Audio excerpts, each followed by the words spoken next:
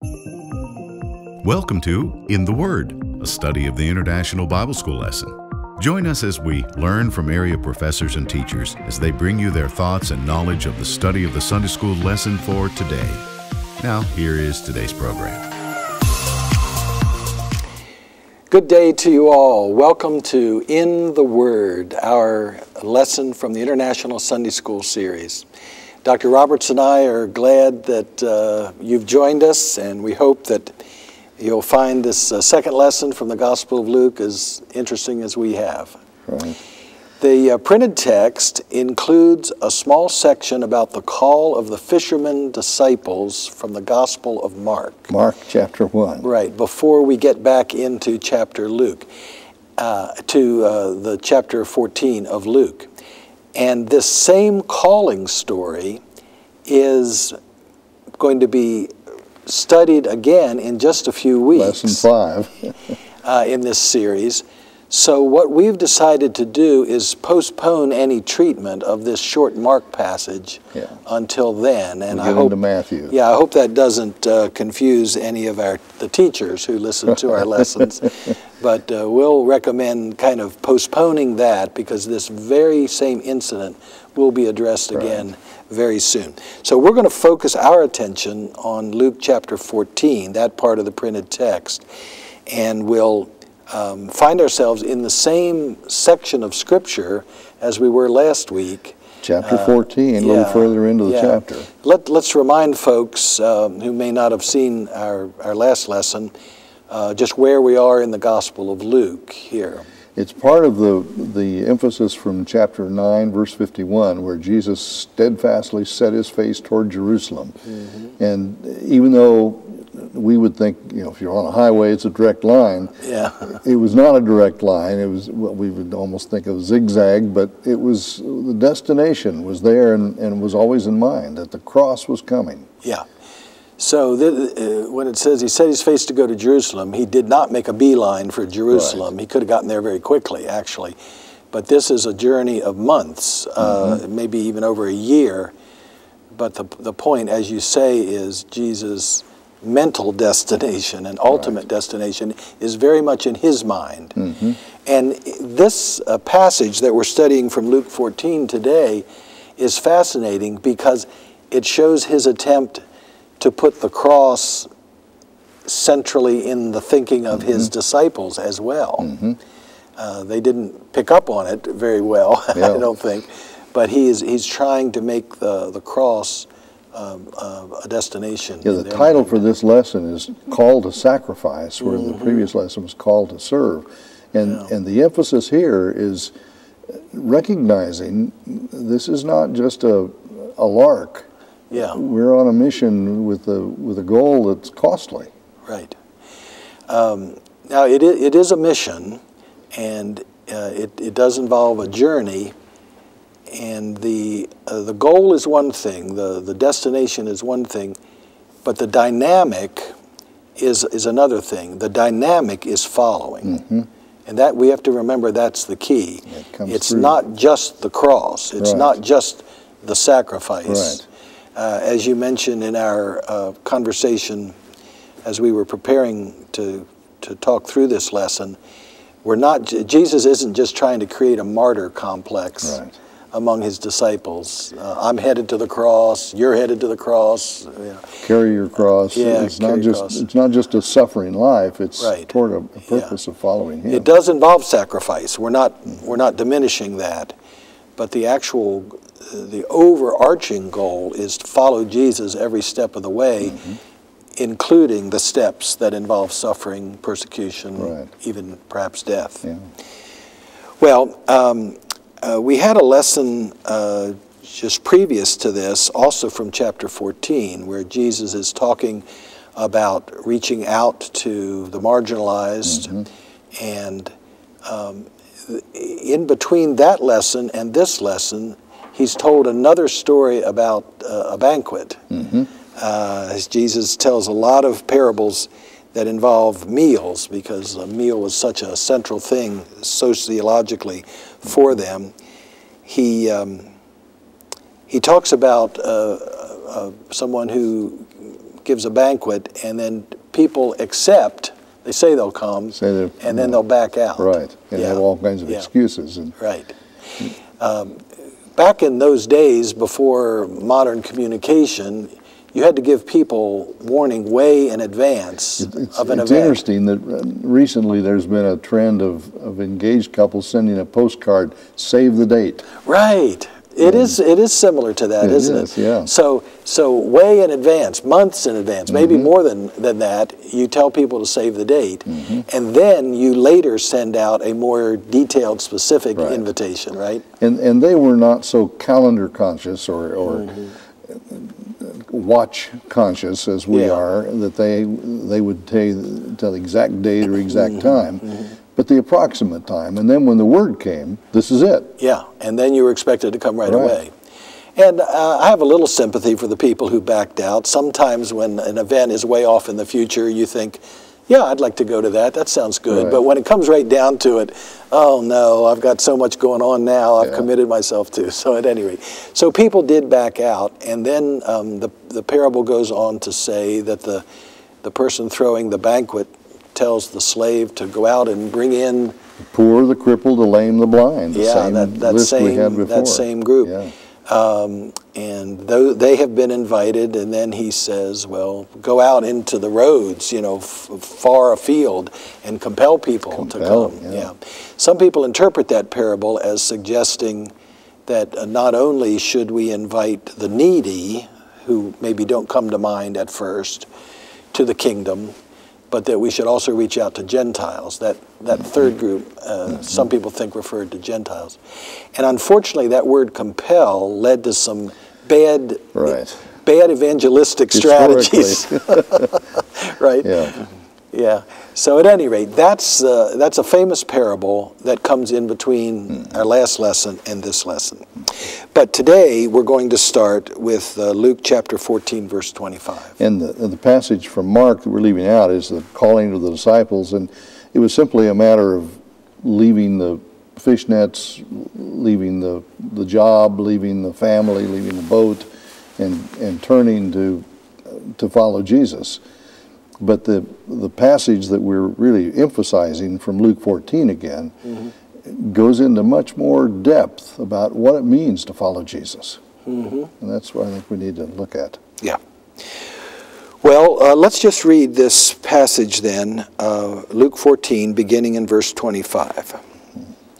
Large crowds were traveling with Jesus, and turning to them, he said, "If anyone comes to me and does not hate father and mother, wife and children, brothers and sisters, yes, even their own life, such a person cannot be my disciple.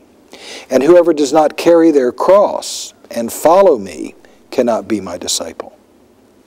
Suppose one of you wants to build a tower. Won't you first sit down and estimate the cost to see if you have enough money to complete it? For if you lay the foundation and are not able to finish it, anyone who sees it will ridicule you, saying, 'This person began to build and wasn't able to finish.' Or suppose a king is about to go to war against another king. Won't he first sit down and consider whether he's able with 10,000 men to oppose the one coming against him with 20,000? And if he's not able, he'll send a delegation while the other is still a long way off and will ask for terms of peace. In the same way, those of you who do not give up everything, you cannot be my disciples." Well, this is another important teaching about discipleship. The overall theme of our lesson series in this series is discipleship and mission. And we talked last week about how the mission of disciples is to make disciples. And here Jesus is definitely talking about discipleship. We see that word coming out in a couple of places, 26, 27, verse 33. Maybe we should define disciple. I don't think we did that last week. It's a learner, a follower and learner. Yeah. Literally, it's a word, an educational term that, as you say, means learner, one who learns. But in that culture, learning was not sitting in a lecture hall, taking notes from a lecturer. In a kind of a rabbinical setting, it involved a more interpersonal relationship, right? And almost like an internship, an on-the-job experience. Yes. So learning involved following. And so that's why we don't just translate disciple, learner. Sometimes we translate it follower, but that kind of leaves out the learning part. And I don't know, maybe we should say learner, follower or something. But it's interesting, even in the English, the root word of discipline is disciple. And it's a matter of disciplining yourself to learn from the one you're following. Right. So it's a relational kind of learning. Yeah.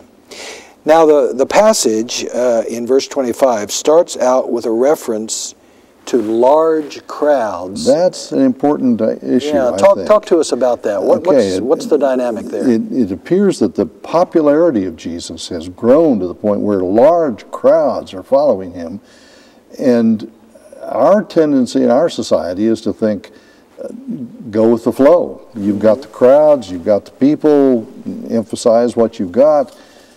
But Jesus begins to talk much more about what it means to be a disciple and the cost. And it's like he doesn't want rash, impulsive, just follow the crowd perspective. He's looking for those who are really committed followers of his. Yeah, that's good. That's good. And the popularity sometimes backfires big time on Jesus, doesn't it? It does. Yeah. And so that idea of commitment. It says the crowds were traveling with Jesus, and that's a reminder of what we were talking about earlier.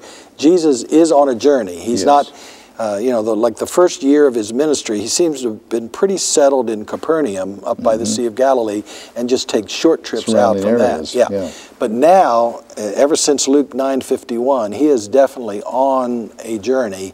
It's a very circuitous journey, but it is a journey, and his popularity has brought large crowds out to be with him day by day, traveling with Jesus. So he turns and challenges them to take seriously what kind of followers they want to be. If anyone comes to me, and I don't want to overlook that. If anyone comes to me, that's where discipleship begins. Right, coming to Jesus. Yes. And I find it so interesting in Mark's account of the calling of the disciples. It begins this way, and he called them to be with him and to preach the good news and to heal the sick and to cast out demons. And my mind just so quickly goes on to the tasks involved in discipleship, preaching and healing. But it starts with being with.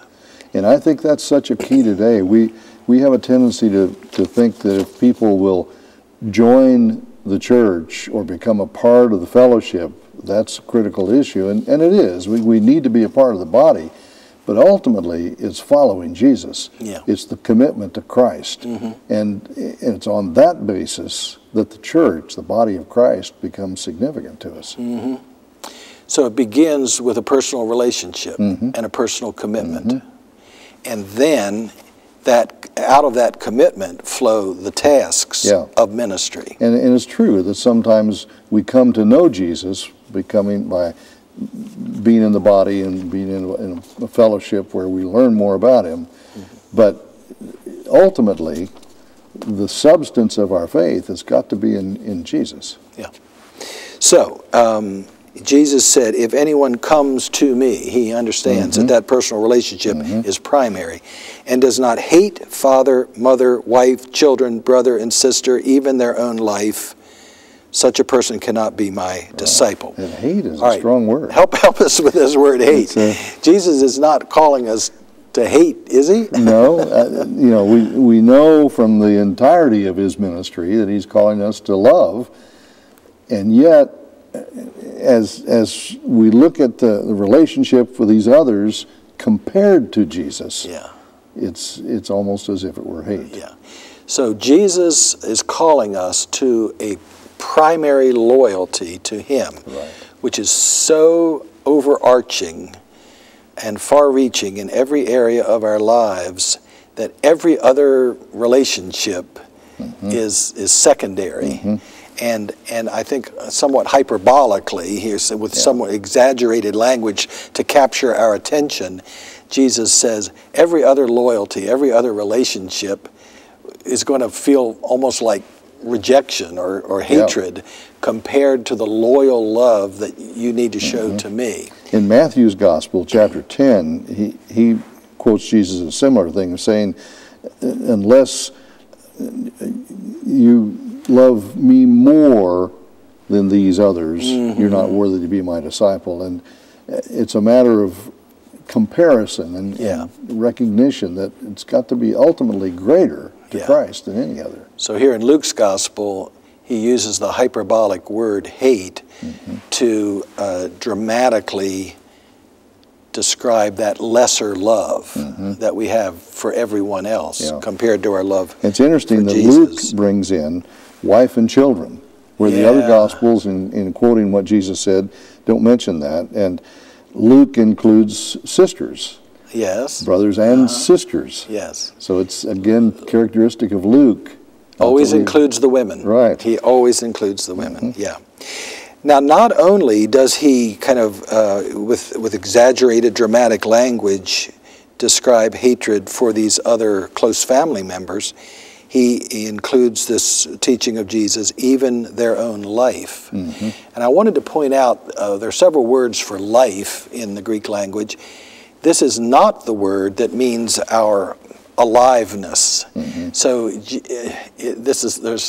he's not advocating suicide here or something. We should hate ourselves. But it is the word self, that life in that sense, self.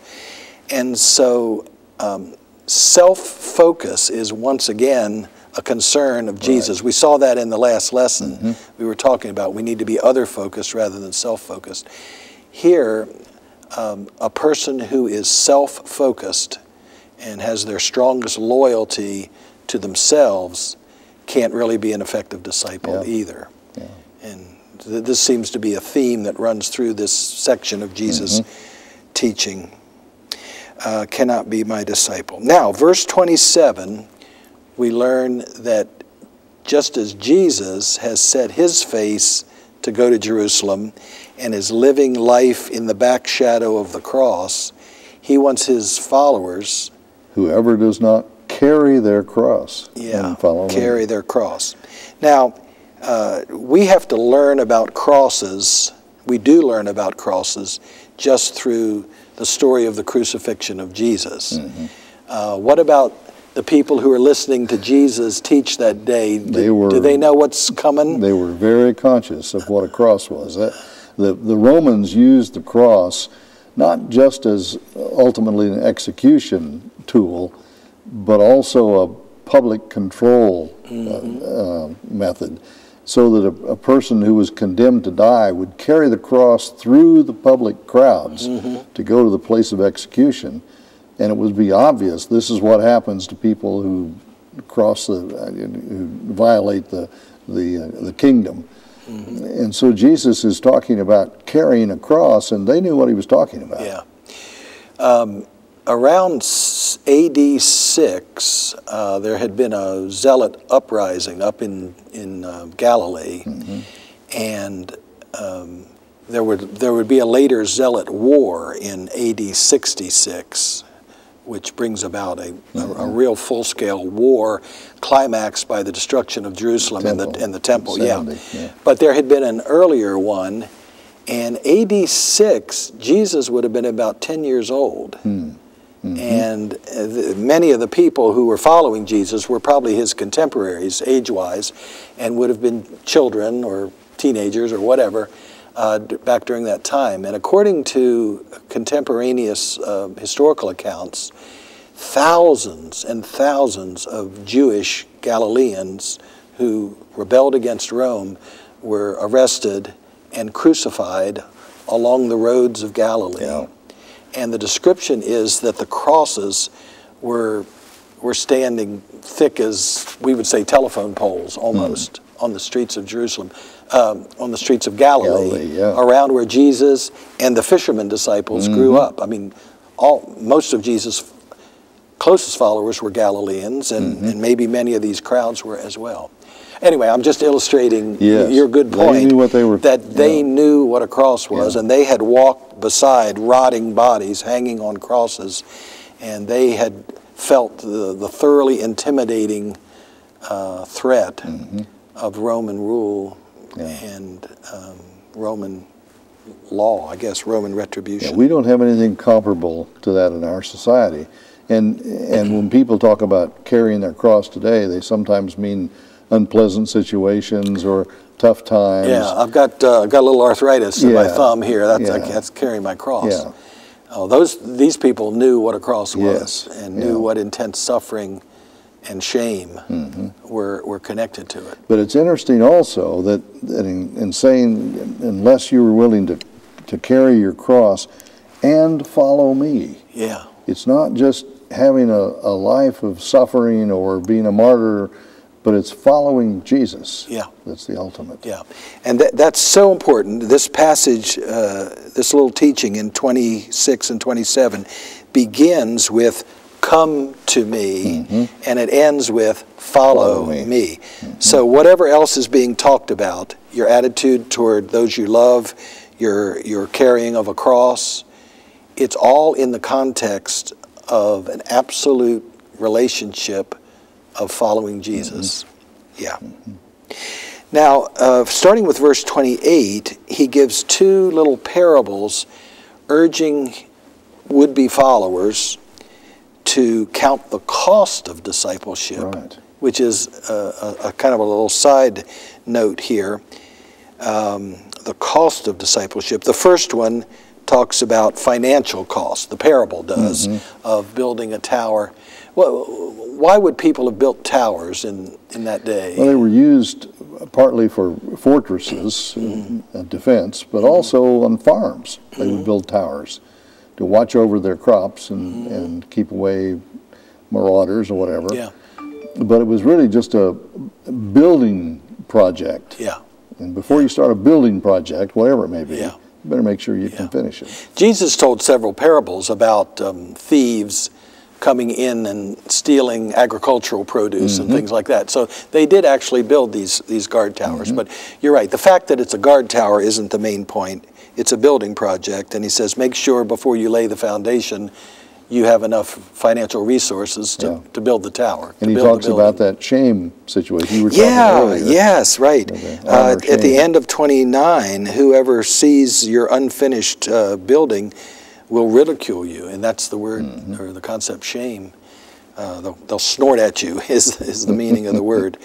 Then a second parallel parable is about a king counting the human cost of fighting a war with a neighboring king. And again, the Christian life is, I guess, mildly like building a building or going to war, but that's not really the point. The point is counting the cost and being able to follow through to finish.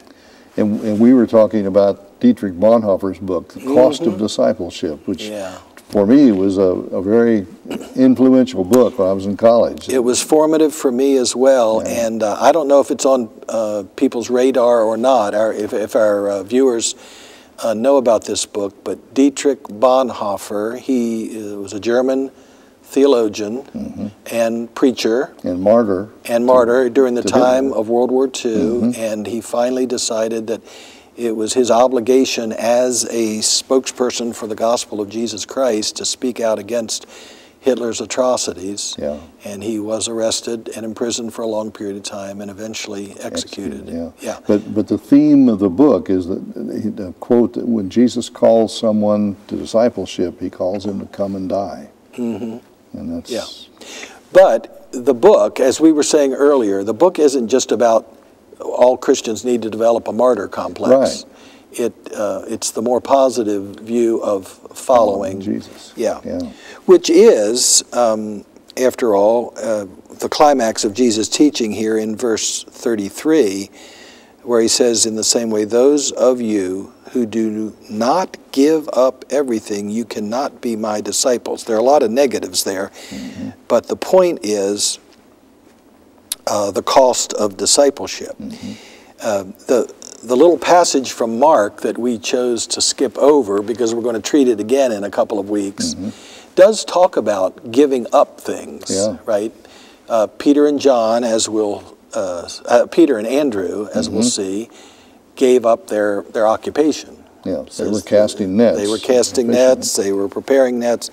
They had a job to do on the Sea of Galilee, and they walked away from that. Right. And sometimes being a follower of Jesus demands that we walk away from things. But it's not just what we walk away from, is it? Yeah. It's always following Jesus. That's the ultimate goal. I think I've mentioned before in lessons that my father used to teasingly respond to the question, what does it mean to be a follower of Jesus, by saying, I don't smoke and I don't chew and I don't go with girls that do. He didn't really mean that. He was kind of making fun of the notion that we sometimes communicate as Christians, that being a Christian, being a follower of Jesus, is all about what we give up, what we leave behind. And Peter and Andrew did leave behind an occupation. Yeah, and James and John left their father and the boat and the hired men. They had quite a business, apparently. That's true. And they left it all. But so they not only left a career, they left a relationship. Yeah. Which is reminiscent of Jesus' statement about hating father and mother, things like that. But his point is, if you're going to be my disciple, you've got to count the cost and evaluate, are you really serious about this? And that's where the large crowds that we're following, there was a tendency just to get in with the crowd and do what the crowd's doing.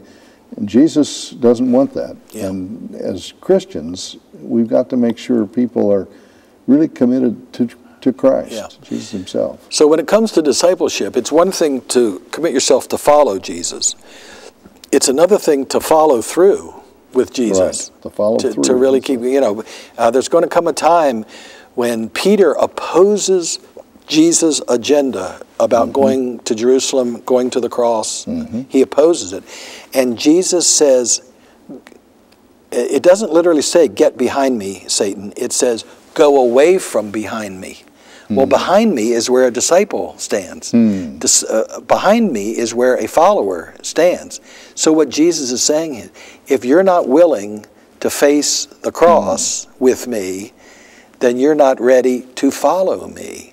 If you're not ready to follow through, then you're not ready to follow. And that illustrates that this commitment to follow Jesus is not a one-time only decision we make. It's a continuous thing. That you mentioned last week that the disciples in the upper room were still arguing about who's the greatest, and there's still a need to follow him, not ourselves. Yeah. Well, thank you so much for joining us for our conversation about this scripture today. I hope you'll join us as we recommit ourselves to not only following Jesus, being disciples in a very personal, intentional way, but also following through on a lifelong journey of discipleship, carrying a cross, but keeping our focus on Christ. Hope you'll join us again next week. Have a great week.